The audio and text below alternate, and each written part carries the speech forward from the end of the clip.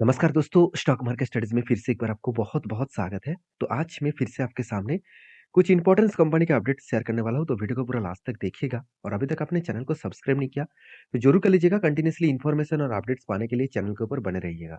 तो चलो देख लेते हैं कौन-सा कंपनी है इस वीडियो के अंदर। फर्स्ट जो कंपनी है जिसके बारे में चर्चा करूँ उसका नाम है यूपीएल। देखिए यूपीएल एक ऐसे कंपनी है जो केमिकल सेक्टर के साथ-साथ एग्रो केमिकल्स के ऊपर भी काम कर रहा है। मतलब एग्रो केमिकल इंडस्ट्रीज़ के ऊपर भी है और स्पेशलिटी केमिकल इंडस्ट्रीज़ के ऊपर भी काम कर रहा है। और अभी फिलहाल के लिए इस कंपनी के ऊपर जो करेक्शन मोमेंटम देखने को मिला, वो सिर्फ़ के सिर्फ़ एक ही कारण की वजह से, वो है स्पेशलिटी केमिकल। क्योंकि मार्केट में स्पेशलिटी केमिकल्स के ऊपर जो डिमांड है, वो लगातार-लगातार घटते चले जा रहे हैं। तो ईपीएल के ऊपर मैं एक ही बात कहूँगा कि इस कंपनी के ऊपर अगर आपको निवेश करना है, अगर आपको लॉन्ग टर्म के लिए सोचना चाहिए तो लॉन्ग टर्म के लिए ज़रूर सोचना चाहिए क्योंकि इस कंपनी का परफॉर्मेंस आपको उतना खराब नहीं दिखेगा क्योंकि पी रेशियो सस्ते में है। आरओसी, आरओई दोनों ही एवरेज लेवल के आसपास है, इनकम भी अच्छा है। हाँ, मान लेता हूँ कंपनी के पास डेब्ट ज़्यादा है। अभी कर्ज़ा किसमें ज़्यादा है, कहाँ पे कर्ज़ा लिया गया, वो देखना बहुत इम्पोर्टेंस है। देखिए कर्ज़ा कंपनी ने किस किस जगह पे लिया, आप यहाँ पे देखेंगे तो कंपनी के जो लॉन्ग टर्म बोरिंग्स है, वो करीबन 22,000 करोड़ के आसपास है और शॉर्ट टर्म बोरिंग्स कितना है? 11,000। मतलब कंपनी कुछ सोच समझ कर ही कर्ज़ा लिया कि कंपनी का जो बिज़नेस है उसको लॉन्ग टर्म के रन करने के लिए, उसको लॉन्ग टर्म के लिए कर्ज़ा लिया। अभी लॉन्ग टर्म होता क्या है? मान के चलिए किसी कंपनी ने 3 साल के लिए, 5 साल के लिए, 10 साल के लिए लोन लिया, तो उसको कहा जाता है लॉन्ग टर्म। और शॉर्ट टर्म कर्ज़ा क्या होते हैं? मान के चलिए कंपनी 1 साल के लिए लोन लिया, 6 मंथ के लिए लोन लिया, 3 मंथ्स के लिए लोन लिया, तो इसी तरीके से कैटेगरीज़ को आपको शॉर्ट टर्म कहा जाता है। उसके साथ-साथ कंपनी का लीज़ लायबिलिटी भी है। लीज़ लायबिलिटी में भी अच्छा खासा पैसा डाला। तो लीज़ लायबिलिटी में जितना पैसा डालेंगे, वो ऑब्वियसली कंपनी के लिए खासियत पॉइंट है, क्योंकि लीज़ लायबिलिटी में कंपनी को एक्स्ट्रा जो आपको पैसा डालता हुआ देखने को मिलेगा, वो पैसा एक्चुअली कंपनी के जेब में वापस आएगा। क्योंकि मान के चलिए आप एक दुकान भाड़े पे ले रहे हैं, तो दुकान में भाड़े पे लेने के लिए पहले आपको डिपॉज़िट मनी देना पड़ेगा। मान के चलिए आपको बोला गया कि 2 लाख रुपया डिपॉज़िट मनी देना पड़ेगा।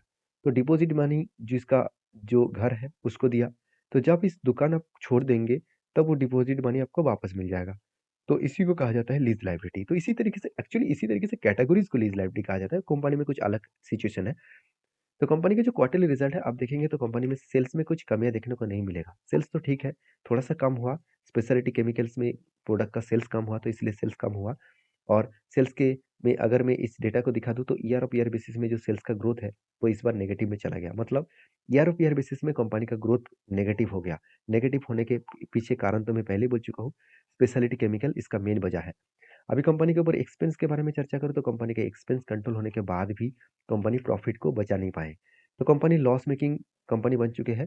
फर्स्ट टाइम कंपनी लॉस किया, इतने दिनों तक कंपनी प्रॉफिट कर रहे थे और कंपनी इस बार लॉस भी किए। अभी एज़ अ इन्वेस्टर इस कंपनी के ऊपर देखिए क्या कर रहा है, खुद का होल्डिंग को कंटिन्यू कर रहा है। चाहे एफएस हो, चाहे डीएस हो, चाहे पब्लिक हो, हर किसी के पास होल्डिंग्स है। क्यों है? क्योंकि इंस्टीट्यूशन चाहते हैं इस कंपनी के ऊपर कंटिन्यू रहने के लिए, कंटिन्यू करने के लिए।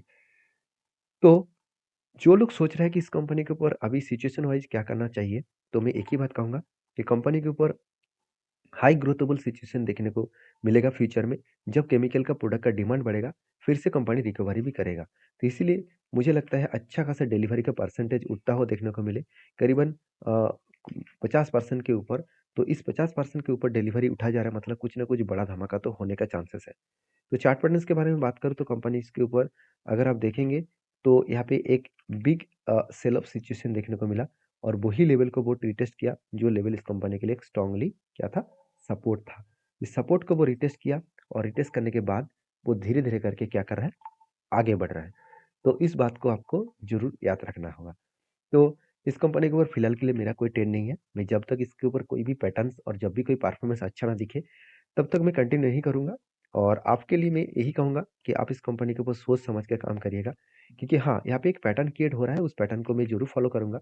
वो पैटर्न कुछ इस तरीके से है शोल्डर कम शोल्डर उसके बाद एक बिग हेड बनने जा रहा है और उसके बाद अगर शोल्डर क्रिएट करे और वो भी 200 डेज़ ईएमए के ऊपर क्लोजिंग दे, तो मैं यहाँ पे एक एंट्री ज़रूर लूँगा क्योंकि यहाँ पे हायर लेवल में इसका स्ट्रांगली सपोर्ट है, सॉरी स्ट्रांगली रेजिस्टेंस है। तो यहाँ तक अगर एंट्री बनेगा तो रेजिस्टेंस से पहले ही टारगेट बनेगा, तो एक हायर पॉसिबिलिटी है आगे बढ़ने का। तो नेक्स्ट जो कंपनी है उसके बारे में चर्चा करूँ उसका नाम है एस्टॉल। देखिए एस्टॉल इंडिया के सेकंड लार्जेस्ट प्लास्टिक पाइप बनाने वाला कंपनी है क्योंकि सुप्रीम नंबर 1 बन चुके हैं। हमेशा सुप्रीम के साथ इसका टक्कर चलता रहता है मार्केट कैप के हिसाब से। दोनों में खासियत पॉइंट ये है, दोनों के पॉइंट्स सेम टू सेम आपको परफॉर्मेंस दिखेगा। डेप्थ भी सेम टू सेम है, आरओसी, आरओई दोनों ही सेम टू सेम है। सेल्स भी अच्छा खासा देखने को मिले, क्योंकि सेल्स का जो डेटा है उसके बारे में चर्चा करूँ तो 20% के ऊपर सेल्स का डेटा देखने को मिला, जो एक बेस्ट लेवल है, क्योंकि 15% के ऊपर कोई भी सेल्स का परसेंटेज हर साल में ग्रोथ होता चला जा रहा है, तो ये एक बेस्ट माना जाता है। उसके साथ साथ प्रॉफिट ग्रोथ भी शानदार है, करीबन 22% के ऊपर। और रिटर्न ऑफ इक्विटीज के बारे में बात करूँ तो कंपनी के ऊपर 10% के आसपास रिटर्न ऑफ इक्विटी देखने को मिले। और सीएजीआर का परसेंटेज जो है वो 10 साल में 40%, 5 साल में 30%, 3 साल में 30% और 1 साल में 28% के आसपास यहाँ पे कंपनी आपको धमाका रिटर्न दिया।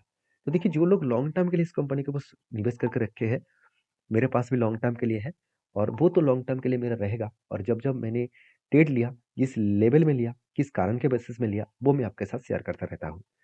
तो मैं ट्रेड जब इस कंपनी के ऊपर टेक्निकली चार्ट पैटर्न बना, अब ध्यान से देखेंगे तो कुछ इस तरीके से पैटर्न बना, एक बिग कप बना, उसके बाद 3 बार यहाँ पे हैंडल केट हुआ। तो जब तक इसमें रेंज करके रखा हूँ, इस लेवल के ऊपर ना क्लोजिंग दे, तब तक एंट्री लेना बहुत बड़ा खतरा बन सकता है। अगर इसको ब्रेकआउट करे और एंट्री बने तो एक बड़ा धमाका बन सकता है। तो करीबन करीबन 2650 रुपीज तक इसका मेरा टारगेट रहेगा। मैं टारगेट लेकर चलूंगा, और मैं 33% के आसपास टारगेट लेकर मैं ट्रेड करूंगा। तो आपके क्या डिसीजन है, जरूर कमेंट्स करके बताना। और मैंने इस तरीके से डिसीजन इसीलिए ले रहा हूँ क्योंकि कंपनी का जो परफॉर्मेंस है आपको बेस्ट तरीके से देखने को मिलेगा, क्योंकि सेल्स लगातार बढ़ता हुआ देखने को मिले, एक्सपेंस कंट्रोल में रखा, और प्रॉफिट मार्जिन जो 75 करोड़ के आसपास था वो बढ़ के हो चुके हैं 130 करोड़ के आसपास। तो यही कुछ कारण के वजह से कंपनी के ऊपर ट्रेड में कंटिन्यू करूंगा। और इसीलिए शायद मुझे लगता है इन्वेस्टर भी इस कंपनी के ऊपर माल बेचने के लिए तैयार नहीं है, उल्टा माल खरीदारी कर रहा है, क्योंकि एफएस के पास 13% होल्डिंग था, वो बढ़ के हो चुके हैं 18% का होल्डिंग्स। और डीएस के पास 16% होल्डिंग था, वो घट के हो चुके 13%। तो डीएस का माल किसने उठाया, वो एफएस ने उठाया। और पब्लिक के पास जितना होल्डिंग्स था उसी होल्डिंग को वो कंटिन्यू कर रहा है, और प्रोमोटर के पास अच्छा खासा होल्डिंग्स यहाँ पे देखने को मिल चुके हैं। तो इस कंपनी के ऊपर आपकी क्या राय है, जरूर कमेंट्स करके बताना। नेक्स्ट जो कंपनी उसका नाम है उज्जीवन स्मॉल फाइनेंस बैंक। देखिए, इस कंपनी को सबसे पहले मैं चार्ट पैटर्न दिखाऊंगा। देखिए, उज्जीवन स्मॉल फाइनेंस बैंक के ऊपर एक शानदार तरीके से पैटर्न क्रिएट हुआ था, जो एक दो बार शोल्डर क्रिएट किया, उसके बाद एक बिग हेड बनाया, उसके बाद शोल्डर क्रिएट किया, और जब भी इसको ब्रेकआउट किया और एक धमाका जैसा टारगेट दिया। और टारगेट भी जो हुआ वो कोई छोटा मोटा टारगेट नहीं है, एटलीस्ट 58% के आसपास टारगेट बना एंट्री लेवल से। तो आप देखेंगे तो यहाँ पे क्या हुआ, ब्रेकआउट हुआ, यहाँ पे ब्रेकआउट कंफर्मेशन हुआ, और यहाँ पे देखिए रिट्रेसमेंट भी किया, और शानदार तरीके से यहाँ पे टारगेट अचीव हुआ। अभी क्या आप कहेंगे, सर ये जो टारगेट हुआ कितने दिनों में हुआ, कितने दिनों का मतलब है, कंपनी 78 डेज, 78 डेज का मतलब है एटलीस्ट आप 3.5 मंथ बोल सकते हैं। तो आप चलो 4 मंथ ही बोल लीजिए, तो 4 मंथ के अंदर अंदर कंपनी आपको 58% के आसपास रिटर्न दे चुके हैं। तो क्या कम है क्या, बिल्कुल नहीं। और इस तरीके से ट्रेड मैंने इसीलिए लिया क्योंकि दो कारण की वजह से मैंने ट्रेड लिया। वो दो कारण कौन सा है, चलो मैं आपको बता दूं। पहली बात, उज्जीवन स्मॉल फाइनेंस के ऊपर अगर मैं क्वार्टरली रिजल्ट के बारे में बात करूं, तो कंपनी का एनपी जो है वो आज तक की लोएस्ट एनपी देखने को मिला, क्योंकि प्रीवियस कुछ डेटा दिखा दूं तो 2-3% के आसपास यहाँ पे एनपीए देखने को मिला था। तो एनपीए कंट्रोल में आया, और जो कंपनी लॉस मेकिंग कंपनी था वो कंपनी प्रॉफिट में और बेस्ट तरीके से प्रॉफिट दिखाया, आज तक की हाईएस्ट प्रॉफिट देखने को मिला। तो जब प्रॉफिट बेस्ट तरीके से देखने को मिला, इनकम अच्छा खासा देखने को मिला, उसी सिचुएशन के कारण के वजह से कंपनी में एक अच्छा खासा ग्रोथ मोमेंटम देखने को मिल सकता है, मतलब मिल चुके हैं। तो मैंने इसी कारण की वजह से ट्रेड लिया था, क्योंकि कंपनी का परफॉर्मेंस अच्छा हो रहा है, और कंपनी के ऊपर देखिए सेल्स का ग्रोथ जितना तगड़ा है, उससे कई गुना ज़्यादा कंपनी का प्रॉफिट ग्रोथ देखने को मिला। और यही यही कारण की वजह से कंपनी के रिटर्न ऑफ इक्विटी भी बेस्ट देखने को मिला, और आरओसी भी अच्छा खासा ग्रोथ देखने को मिला है। तो इसीलिए इन्वेस्टर भी इस कंपनी के ऊपर कंटिन्यू जर्नी कर रहा है, चाहे वो एफएस हो। एफएस के पास तो होल्डिंग 0% था, वो आज बढ़ के हो चुके 3.5%। डीएस के पास भी होल्डिंग 0 था, आज वो बढ़ के हो चुके 4.5%। तो इंस्टीट्यूशन कंटिन्यू कर रहा है इस कंपनी के ऊपर, क्योंकि कंपनी के ऊपर जो हालत है, जो सिचुएशन है, वो लगातार सुधर होते देखने को मिले हैं, क्योंकि कंपनी ने कर्जा भी अच्छा खासा लिया। जब कंपनी बोरिंग्स को बढ़ा रहा है, उसके साथ साथ कंपनी प्रॉफिट को बढ़ा रहा है, तो सोचना उस फाइनेंस कंपनी में, उस बैंकिंग कंपनी में अच्छा खासा ग्रोथ आने का चांसेस है। ऐसे नहीं कि कंपनी सिर्फ डेप्थ लेके जा रहा है, कंपनी प्रॉफिट भी अच्छा खासा कर रहा है। मैं पहले ही दिखा चुका हूँ, प्रॉफिट का रेशियोस लगातार बढ़ता हुआ देखने को मिले। तो लास्ट कुछ फ्यू डेज का डेटा दिखा दूं तो कंपनी में एक अच्छा खासा हाई वॉल्यूम देखने को मिले हैं। ये कंपनी 40 to 43% के आसपास एवरेज आपको डिलीवरी का परसेंटेज दिखेगा। तो ये था कुछ कंपनीज का अपडेट। और लास्ट जो कंपनी उसका नाम है कृतिका वायर्स लिमिटेड। इस कंपनी देखा जाए तो एक स्टील मैन्युफैक्चरिंग कंपनी है और इस कंपनी के ऊपर एक बहुत बड़ा अपडेट है, वो है बोनस का। कंपनी हर एक के बदले 2 शेयर आपको बोनस के बदले में देने वाले हैं। तो बोनस आपको 19 तारीख को मिलेगा, उससे 1 दिन पह मतलब 19 तारीख मतलब आज के दिन ही कंपनी आपको बोनस देने का अनाउंसमेंट किया था। तो फाइनली बोनस आपको मिला है कि नहीं मिला है, मुझे ज़रूर कमेंट्स करना। तो ये था कुछ कंपनीज़ का अपडेट। वीडियो में अगर जानकारी अच्छा मिले तो प्लीज़ लाइक करना और मेरे वीडियो टोटली एजुकेशन पर्पस में होता है। कोई भी बाय एंड सेल का रिकमेंडेशन नहीं है। अगर काम करना है तो आपके रिस्क के हिसाब से, रिसर्च के हिसाब से ही करिएगा। तो मिलते हैं नेक्स्ट वीडियो में, तब तक के लिए धन्यवाद।